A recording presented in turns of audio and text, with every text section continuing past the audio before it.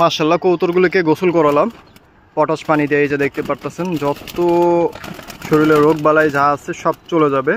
এই যে পটাশ, আমি 50 টাকার পটাশ কিনেছিলাম। এই 50 টাকার পটাশে দিয়ে আমার প্রায় এই নিয়ে 5-6 বার দেওয়া হয়ে গেছে। তারপরে আমার এখানে অর্ধেকের বেশি রয়ে গেছে। এই যে দেখেন পানিতে দিয়ে রাখছি।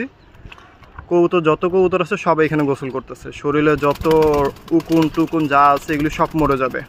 তো কখনো সুযোগ হলে পটাশ পানি দিয়ে গোসল করাবেন। এই হলো পটাশ,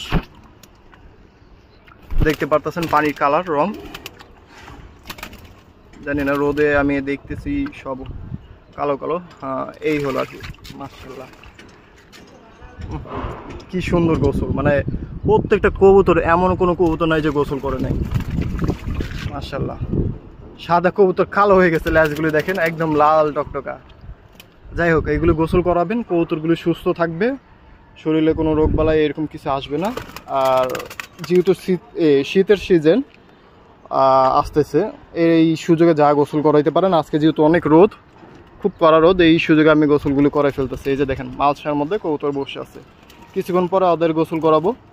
এগুলো গোসল হয়ে গেলে আর গ্রিড যা যা আছে খাবার টাবার সব রোদে দেওয়ার চেষ্টা করেন।